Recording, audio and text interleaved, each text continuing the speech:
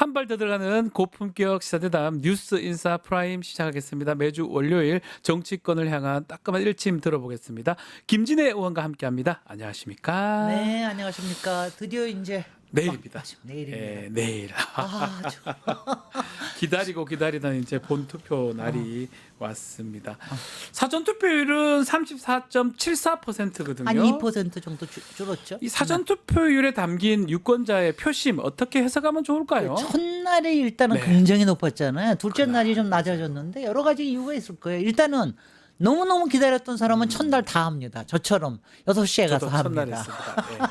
저도 첫날 했습니다. 근데 둘째 날에는 아무래도 이제 조금 망설이는 분이 있었을 거예요. 왜냐하면 단일화 때문도 있고, 맞아요. 그다음에 선거하기 좀 싫은 사람들 이런 사람도 있을 테고, 그다음에 첫 번째 날에 또 선거 관리에서의 문제점들을 여러 가지를 얘기하니까 아예 사전 투표보단 본 투표가 낫지 않나 이렇게 또 생각하시는 분들도 있을 맞습니다. 거고, 그래서 조금 낮아졌는데.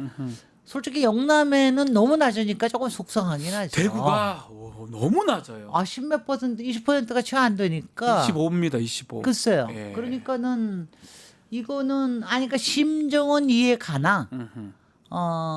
낮기는 너무 낮다. 그러니까 지난 대선 때도 뭐 원래 뭐 본투표를 선호한다 하더라도 30이 넘었거든요. 네. 그러면 이번에는 5가 빠진 거죠. 5 이상이 빠진 거죠. 대구 같은 경우는. 그러니까 투표에 네.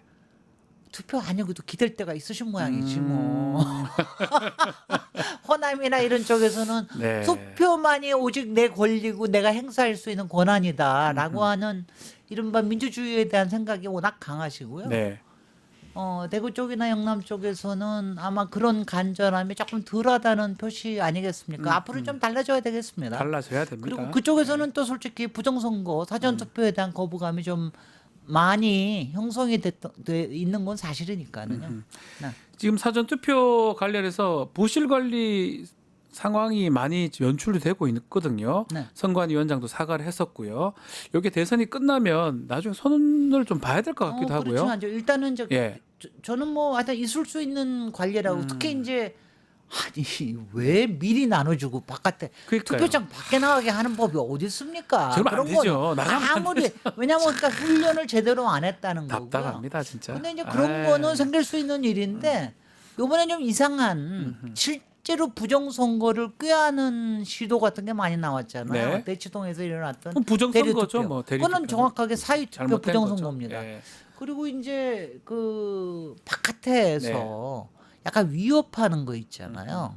뭐 맞아요. 부정선거를 예. 관리한다 그러면서 뭐 유튜브를 틀어놓는다든가 뭐 가서 뭐 말 시킨다든가 그다음에 밤에 또 들어가가지고 한 배관 타고 들어가가지고서 거기서 기다린다라든가 이런 거는 이거는 굉장히 나쁜 거죠. 맞아요. 이거는 그냥 공권력에 대한 신뢰를 떨어뜨리는 일이기 때문에 이런 것들은 정말 제대로 근데 그런 게 다 이렇게 뭐 관리가 그런 게 다 있다는 건 관리가 또 됐다는 얘기 아니겠어요? 예, 이런 예. 게 또 밝혀졌으니까. 그래서 하여튼간에 어렵습니다.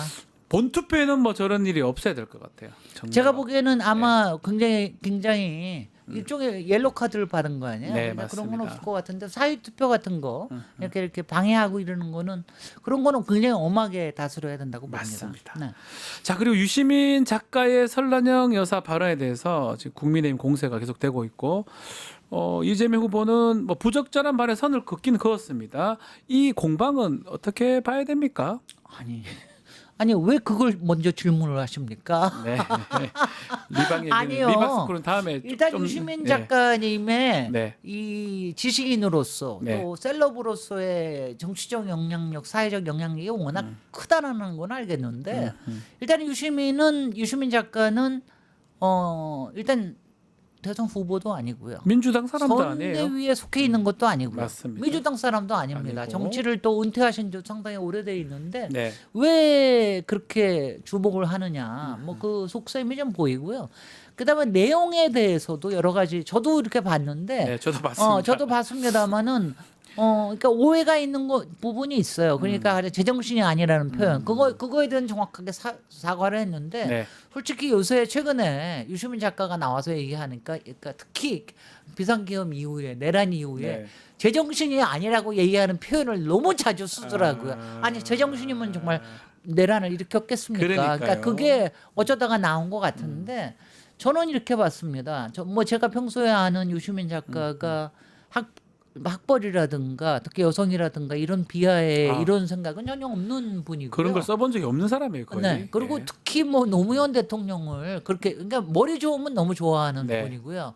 여자 남자 가릴 거 없이 머리 좋으면 굉장히 좋아하시는 분이고 그런데 이거는 느꼈습니다. 얘기하는 투에 물론 개인적으로 김문수 설란영 여사 두 분을 다 아는 것도 있고 그러니까 그 두 분의 전향과 그 두 분의 행태에 대한 서운함이 상당히 있다는 걸 알겠더라고요. 그러니까 그런 서운함 때문에 왜 그렇게까지 하시냐 이런 거에 대한 서운함이 좀 많이 내비쳤다. 특히 설란영 여사에 대해서 얘기한 거는 아무리 그래도 영부인이 되고자 하는 사람이 또 다른 영부인에 되고자 하는 사람을 직접 비방하는 거라든가 이런 거는 안 하는 게 좋지 않느냐. 뭐 이런 얘기를 좀 했던 것 같고 예전에 알던 개인적인 히스토리가 좀 있는 것 같더라고요. 네. 네. 그 내용이 이제 국민의힘에서는 이제 잡고 계속 뭐 물고 늘어진다고 해야 근데 되나요? 저쪽에서는 효과가 있나 봐요. 예, 계속 하는 것 저쪽에서는 같습니다. 왜냐하면 예.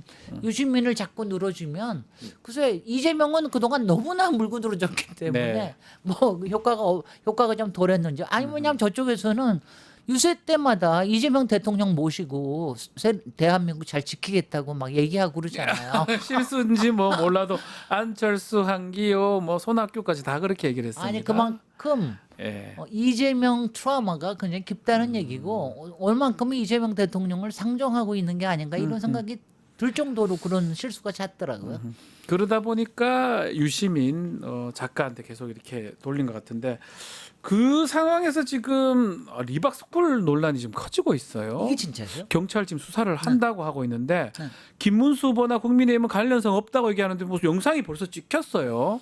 아니 리박스쿨에 거기 가서 뭐 강연도 강연도 하고. 뭐 같이 행사도 예. 하고 그쪽에 나온 사람들을 그 뭐죠 자통당에 네. 국회의원 또 출마자로 출마도 내보내기로 시키고. 뭐 여러 가지가 그 동안에 상당하게 긴밀하게 예. 관련이 있었던 거는 사실인 것 같고요. 다만 지금도 얘기하시는 게 이런 거 아닙니까? 그러니까 이른바 우리가 문제되는 게 리박스쿨 자체에 대해서 뭐라고 얘기하는 것보다는 그러니까요. 거기서 댓글 공작을 하는 사람을 모집하고 참. 그리고 그거를 특히 늘봄학교에 네. 뭔가 자격증. 교사 자격증을 준다라고 준다. 하는 이런 미끼를 가지고 깜짝깜짝 하니까 놀랍니다, 진짜. 그런 거는 굉장히 잘못된 거죠. 뭐 말도 안 되는 그런 건 행동들이죠. 문제가 되는 네. 거니까 그 부분에 대해서는 정확하게 부정을 하고 계시는 거 네. 아닌가 싶은데 더군다나 리박스쿨의 손 대표라는 사람이 2018년부터 김문수 후보를 잘 알고 지내왔다.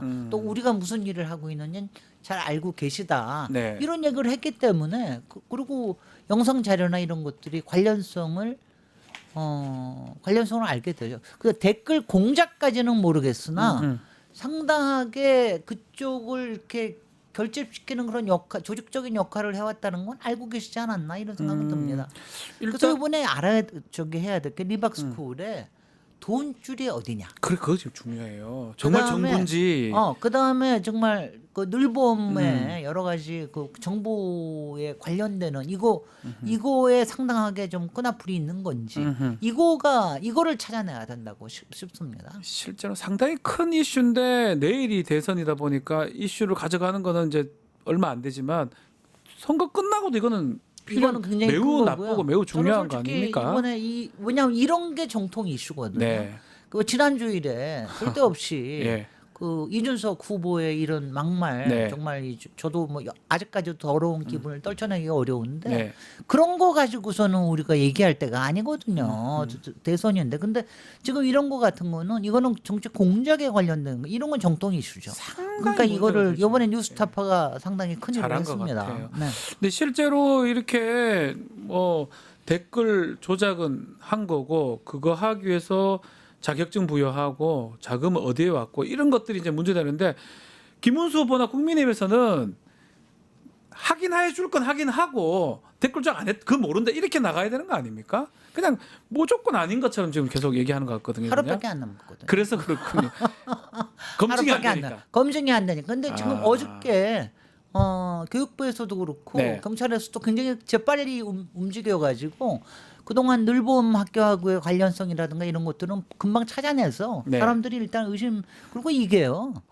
왜냐하면 이게 뭐 어저께 갑자기 일어난 일이 아니라 이명박 대통령 때부터 또 박근혜 또 국정원의 댓글까지 이것도 역사가 있는 일이기 때문에 네. 금방 그 관련성이 짐작이 가는 거죠. 그렇죠. 근데 여기에 솔직히 김문수 후보가 가서 했던 이 화면이라든가 이런 거는 좀 쇼킹하긴 했습니다.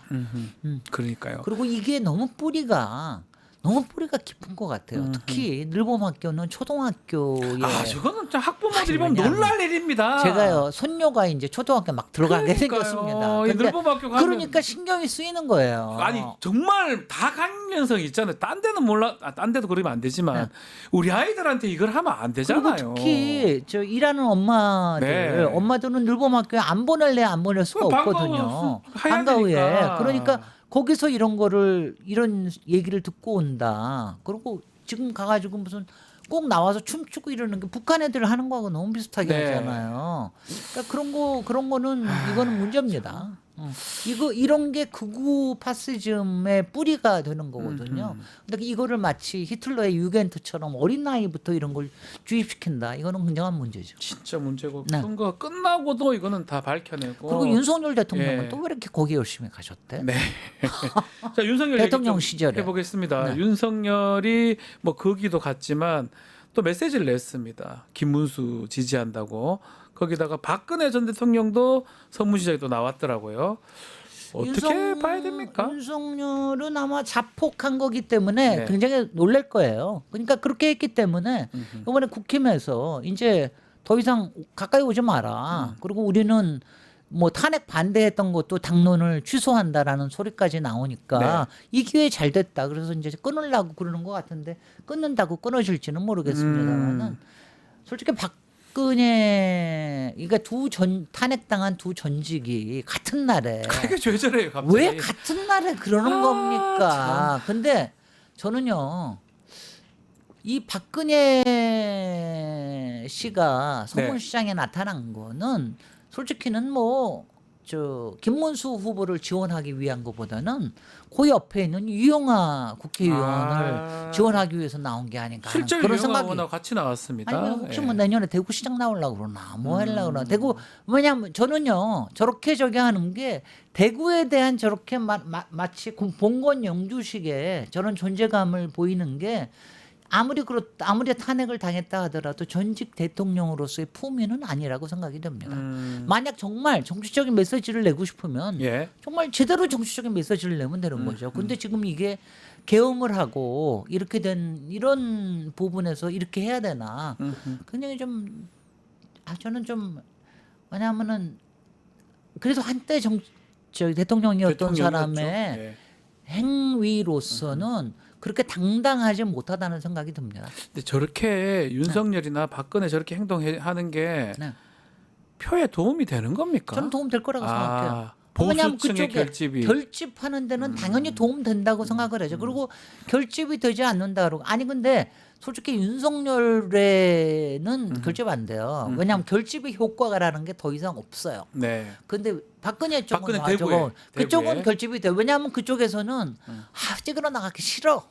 이런 사람들이 꽤 있었을 거 아니에요. 솔직히. 사전 투표일 때 매우 낮았고요. 대구는. 그럼요. 그러니까 네. 김문수 뭐 꼭 찍어야 돼. 막 이러는 생각이 있다가 뭐 나가서 아마 투표율을 조금 더 올리는 데는 도움이 될 겁니다. 어쩌면 그것 때문에 나갔을 수도 있겠네요. 지금 다 그것 때문에 나간 거예요. 사전 투표율 너무 낮으니까 대구는 네. 가서 좀 찍어달라. 그겁니다. 예. 어. 투표 좀 해달라. 네. 하면 뭐 가서 그 찍을 거니까 이렇게 생각하고 그래서- 하는 거겠네요. 그래서 차이를 좀 줄이자.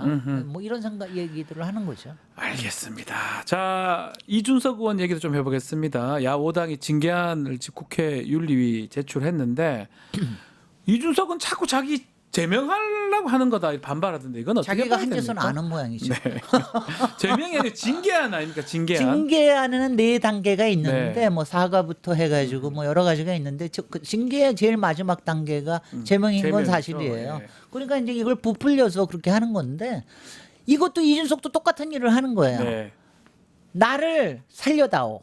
살려달라. 나를 살려달라고 하면 내가 투표율이 좀 올라가야 된다. 아하. 그러니까 나를 결집하기 위해서 이렇게 피해자 코스프레를 하는 거예요. 근데 저는 그날 솔직히 우리 온 국민을 당황시킨 저는 그날 그거 들으면서 네. 그때 마지막에 그날 좀 솔직히 전체가 토론이 좀 그렇게 재미가 있지는 않았어요. 아니 뭐 정치 외교 조금- 안보 얘기가 거의 안 나왔어요.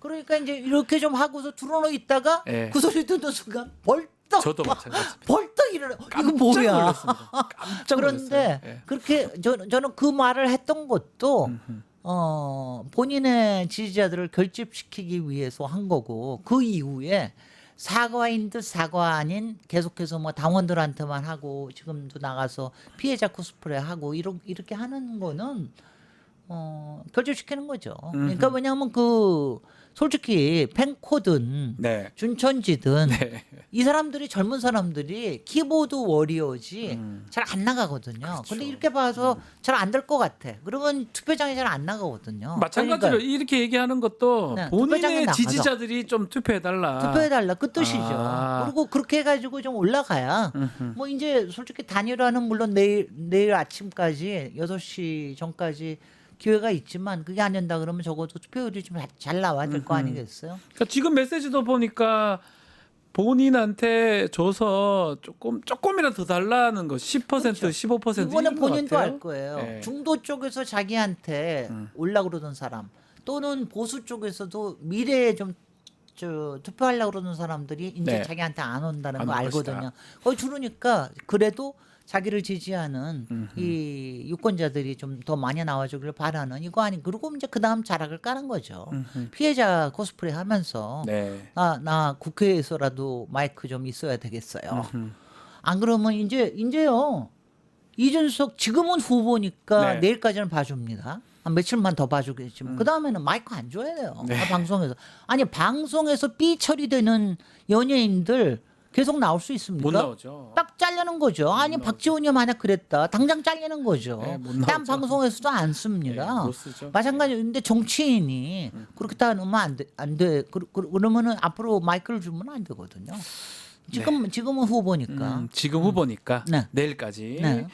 알겠습니다. 이재명 후보 얘기도 좀 해보겠습니다. 자, 어제 고향 안동 시작으로 해서 영남 지역 네. 대구, 울산, 부산 표심 잡게 나섰는데 이번에 이 영남 지역은 좀 어떻게 될까요? 민주당? 이것도 마찬가지. 이재명 후보? 저쪽이 결집할까봐 네. 이쪽을 좀 더 그런 결집시키려고 것 하는. 같아요. 그건 이제 어느 만큼은 자신감이기도 하고 또 안동이 고향이라고 하는 이렇게 감성을 어저께 안동 유림이 네. 아, 깜짝 거기서 놀랐어요. 쫙 2층 한옥에서 싹 쫙 모여가지고. 모여서 와. 한복 다 입으시고 이런 장면이 와. 굉장히 저기고요. 예. 그리고 어저께 솔직히 안동이든 대구든 부산이든 엄청나게 사람들 많이 모이셨더라고요. 모였어요. 예. 그러니까 이제 그만큼 뭐 그게 아마 투표에 영향을 줄 거고요.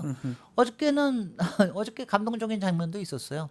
어저께 어떤 유튜버하고 인터뷰를 하는데 그 예전에 소년공을 만나면은 뭐 해줄 무슨 말을 해주고 싶으냐. 네. 자신. 그랬더니 안아주고 싶다. 아. 그래서 자기를 보낸 그 어머님이 자기를 그 공장에 보내면서 얼마나 울으셨겠냐. 그러면서 그냥 눈물을 쏟으시는데 저도 보면서 울컥하더라고요. 네네. 쿨하더라고요. 그러니까 정말 이렇게 지금 그런 소년공 같은 마음의 대한민국을 같이 우리가 이렇게 세우자. 뭐 이런 메시지 같은 게 어저께 굉장히 감동적으로 좋았습니다. 네, 말 그대로 이제 대선 본투표 내일입니다. 이제 하루 남았어요. 네. 뭔가 이재명 후보 득표율 등 좀 눈여겨 보는 부분도 있을까요, 의원님께서? 뭐 다들 얘기하는 대로 그대로만 할래요. 저도. 예.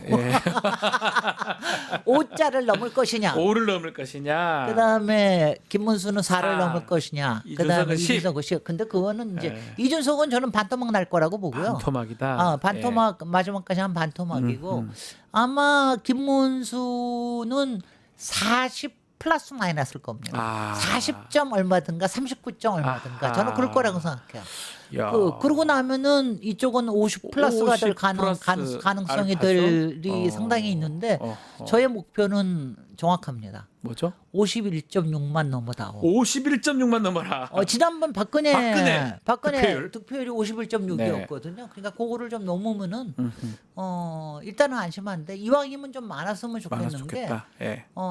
일단은 정말 통합을 하기 위해서 그리고 대외적으로 특히 이제 곧 에이펙뿐만이 아니라 G7에도 가고 그래야 맞습니다. 되거든요. 해야 됩니다. 할 일이 트럼프하고도 많아요. 또 딜을 해야 예. 되는데 이럴 때 국민의 지지율이 높으면 훨씬 더 대통령이 특히 외교적으로 굉장히 힘을 받습니다. 네. 그런 점에서 저는 좀 많이 나왔으면 좋겠네요. 그래서 득표율도 중요한데 문제는 말씀대로 인수위 없이 바로 이제 국정 운영을 해야 됩니다. 취임식이 그 다음 날 바로 있고요. 네.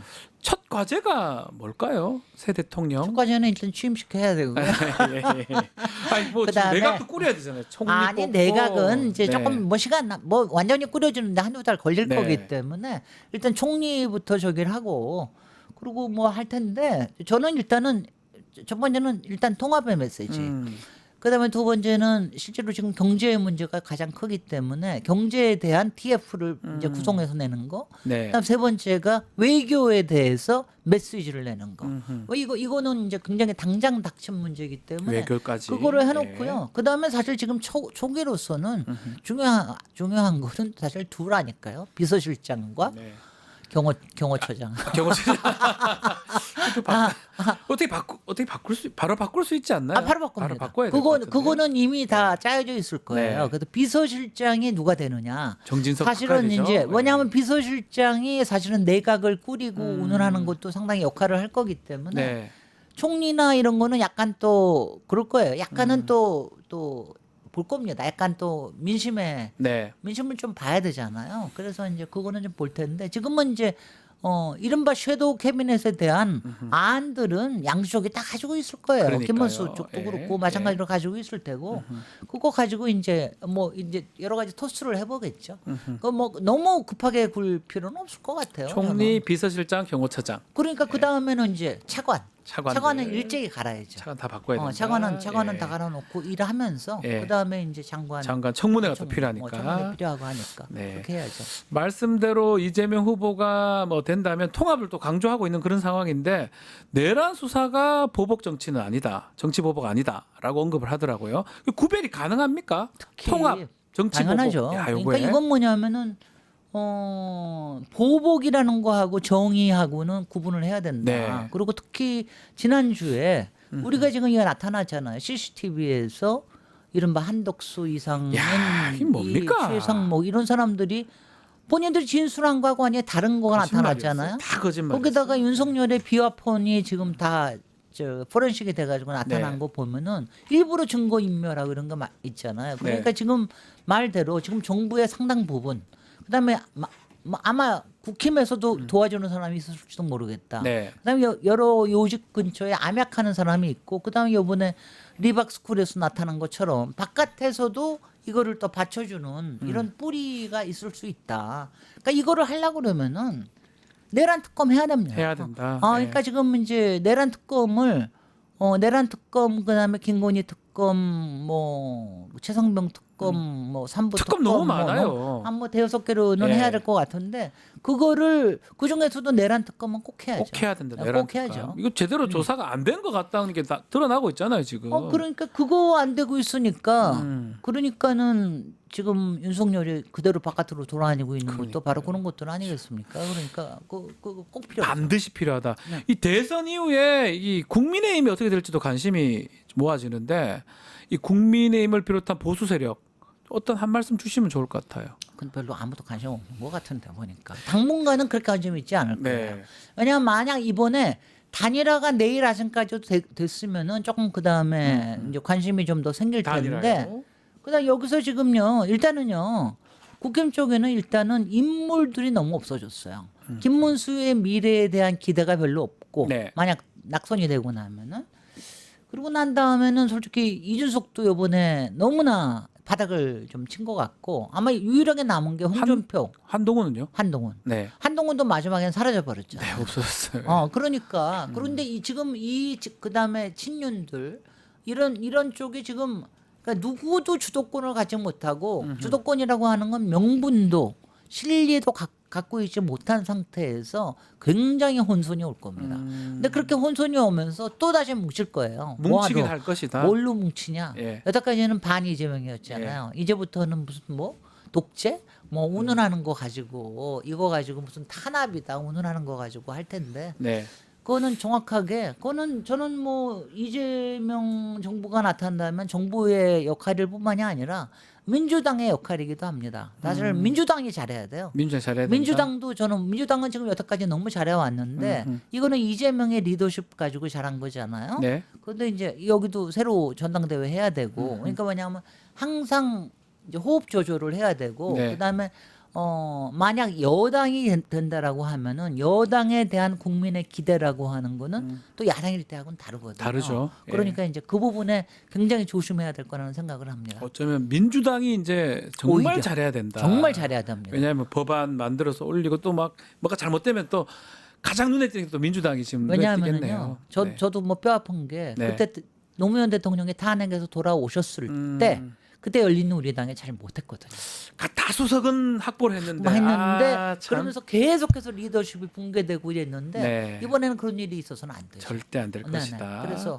그래서 그런가 하면 또 지난번에 문재인 정부 때는 너무 똘똘 뭉쳐서 네. 우리끼리만 뭉친다 하는 그런 분위기가 또 너무 있었고요. 그러니까 하여튼간에 정치라는 거는 이렇게 어렵습니다. 그렇지만 잘해야 되고요. 그 과정에서 희망을 주고 국민들한테 조금이라도 나은 내일을 약속하게 하는 거에 그게 정치의 역할이죠. 맞습니다. 네. 자, 이제 내일이 투표고요. 아직까지 투표를 안 한 65% 정도의 유권자가 있습니다. 유권자한테 한 말씀 부탁드리겠습니다. 의원님. 저는 이럴 때마다 항상 네. 저 외국에 있을 때요. 투표하고 싶어서 미치는 줄 알았어요. 네. 당시에는 재외국민 투표도 없었거든요. 여러분 투표할 수 있다라고 하는 게 그러니까요. 얼마나 대단한 권리인지 모릅니다. 그리고 투표를 하고 나야 여러분들이 그 다음에 정부에 대해서 막 화를 내건 네. 아니면 뭘 요구를 할 때 당당한 권리가 생깁니다. 여러분의 권리를 행사하십시오. 행사 반드시 하셔야겠습니다. 물론 책임이기도 합니다. 네, 책임이기도 하고 의무이기도 하고 민주국가 대한민국 모든 권력은 국민으로부터 나온다. 네. 이게 투표입니다. 알겠습니다. 오늘 말씀 여기까지 듣겠습니다. 김진애 의원과 함께했습니다. 감사합니다. 고맙습니다. 유튜브 구독하고 실시간 채팅과 댓글을 남기시면 매일매일 실천 TTCO를 드립니다. 참여 방법은 통통물 어플을 다운로드하고 회원가입과 로그인을 해주세요. 마이페이지에서 나의 회원 고유 번호를 복사해주세요. 유튜브 구독 후 실시간 채팅이나 댓글창에 고유 번호를 한 번만 입력하면 준비 끝! 지금 유튜브 채팅과 댓글 쓰기 참여하고 실천 TTCO 받아가세요.